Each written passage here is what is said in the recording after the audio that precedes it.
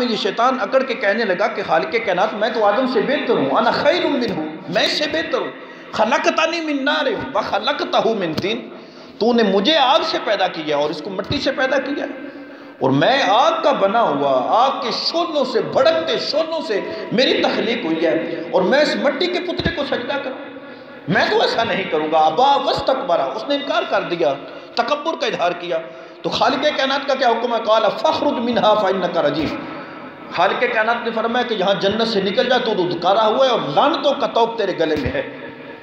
لیکن اس نے پھر وہاں اللہ کی بارگاہ میں کھڑے ہو کر ایک اللہ سے مہلت مانگی تھی۔ اس نے کہا قال ربی فانظرنی الی یوم یبعثون، کہ قیامت تک الہی مجھے مہلت دے۔ تو اللہ تعالیٰ نے فرمایا قال فانک من المنظرین، کہ تجھے مہلت دی گئی ہے۔ اور اس نے مہلت اس لیے مانگی تھی کیونکہ اس کو سجدے کی وجہ سے اللہ تعالیٰ نے جنت سے نکالا، کس نے اللہ کے حکم کی نافرمانی کی اور حضرت آدم کو سجدہ کرنے سے اس نے انکار کیا۔ اس نے مہلت مانگی کہ الہی تو مجھے مہلت دے، اور یہ تو جو آدم بنایا نا تو نے، تو کہتا کہ اس کو سجدہ کر، میں وقت آئے گا کہ یہ آدم بھی تیرے راہ سے بھٹک جائے گا، میں اس کو تیرے راہ سے سرکش کر دوں گا، تیرے راہ سے اس کو بھٹکا دوں گا، یہ تیرا بندہ بن کر نہیں جیے گا۔ جس طرح میں نے تیرے حکم کی نافرمانی کی ہے اور اس آدم کی وجہ سے تو نے مجھے جنت سے نکالا ہے، خالق تو مجھے مہلت دے، مجھے تو اس پہ قوت اور غلبہ عطا کر، اور پھر تو دیکھنا کہ یہ آدم جس کو تو آج کہتا ہے کہ سجدہ کر، یہ آدم بھی تیرے راستے سے بھٹک جائے گا۔ تو اللہ تعالیٰ نے فرمایا لعنتی میری جنت سے نکل جا، میں تجھے طاقت بھی دیتا ہوں، غلبہ بھی دیتا ہوں انسان پہ، لیکن یاد رکھ لے جو بندے میرے ہوں گے وہ تیرے بہکاوے میں نہیں آئیں گے، جو میرے بندے ہوں گے وہ تیرے بہکاوے میں قطعاً نہیں آئیں گے۔ آج ہم بھی اپنی اندر جھانک کر دیکھیے تو صحیح، اگر ہم اللہ کے حکم سے بغاوت کیے ہوئے ہیں، اگر اللہ کے حکم کی نافرمانی کی ہوئے ہیں، تو پھر یقیناً ہم شیطان کے بہکاوے میں آ گئے، پھر وہ جو اس نے اس وقت دشمنی مول لی تھی انسان سے، پھر اس دشمنی کا ہم حصہ بن چکے ہیں، کیونکہ انسان کا یہ کھلا دشمن ہے۔ اللہ تعالیٰ نے قرآن میں جا بجا فرمایا ہے کہ یہ شیطان جو ہے یہ انسان کا کھلا دشمن ہے، اس کو اللہ نے مہلت دی اور غلبہ دیا انسان پہ، اور اس کو وارننگ دیا کہ تو بندوں کو، میرے بندوں کو اگر تو چاہتا ہے تو راستے سے بھٹکا دے، لیکن اللہ نے فرمایا، اور یہ اس نے بھی اعتراف کیا الا عبادک منہم المخلصین، اس نے کہا مالک باقی تو بھٹکا لوں گا، باقی کو تو تیری راہ سے بہکا دوں گا، لیکن جو تیرے مخلص بندے ہوں گے نا ان پر میرا بس نہیں چلے گا۔ اسی وجہ سے جو مخلص لوگ ہوتے ہیں، اللہ کے ولی ہوتے ہیں، ان پہ شیطان کا بس نہیں چلتا، وہاں اس کی بھی کوئی مجال نہیں ہوتی۔ اس لیے یہ شیطان جو ہے یہ انسان کا کھلا دشمن ہے،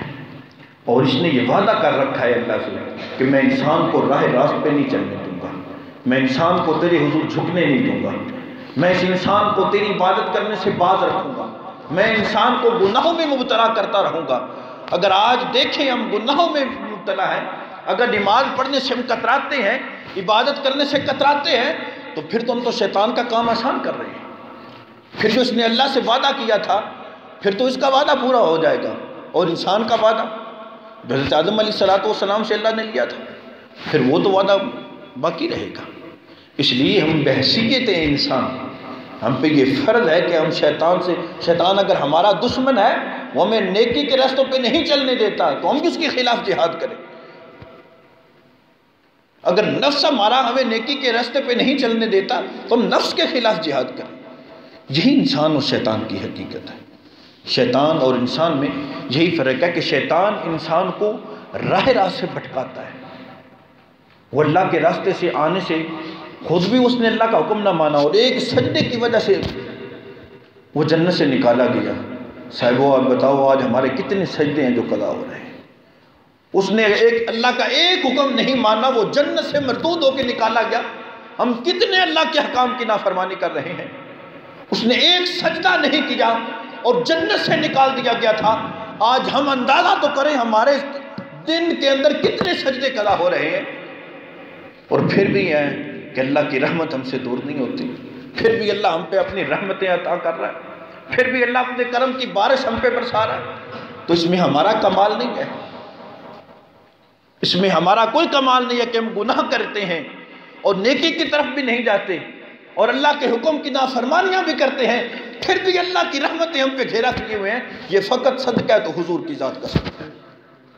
وگرنہ ہمارے جو اعمال ہیں، ہمارا جو زندگی کا رہن سہن ہے، شیطان ایک سجدے سے نکالا گیا تو دیکھیں ہم کتنے سجدے نہیں کر رہے۔ شیطان نے اللہ کے ایک حکم کی نافرمانی کی، تاکہ سب سے بڑا عبادت گزار تھا، زمین کا کوئی کونا کوئی چپا ایسا اس نے نہیں چھوڑا جہاں اس نے اللہ کی عبادت نہ کی ہو، وہ صرف ایک سجدے کی وجہ سے جنت سے نکالا گیا تھا۔ مسلمانوں آج دیکھو ہمارے کتنے سجدے قضا ہو رہے ہیں، وہ ایک اللہ کے حکم سے نافرمانی پر جنت سے نکالا گیا، آج دیکھو کتنی اللہ کے حکم کی نافرمانیاں ہم کرتے ہیں۔ آؤ اللہ سے عہد کریں کہ ہم حقیقی انسان بن کر جئیں گے، ہم شیطان کا راستہ ترک کریں گے اور اللہ کا کما حق کو بندہ بننے کی کوشش کریں گے۔ اللہ رب العزت کی